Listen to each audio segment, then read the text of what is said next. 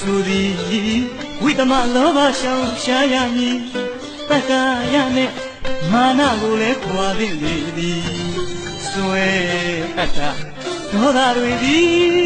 မကောင်းမှုကိုဥတီဟောကြားတော်မူခဲ့သည်အတိပြောမည်ဝိယောရိတွင်ဟာတိမတော်မည်ပကာဒနာဂုံဒနာတခုရေးဖြတ်ရမည်အဲ့ဒါမှရွှေကြောခိုင်းသာစီဝိဇ္ဇာသမစေရှိစေတိုင်းအတီအိစ္ဆာတရားမဟိတ်ပြီးစေကိုင်းအမည်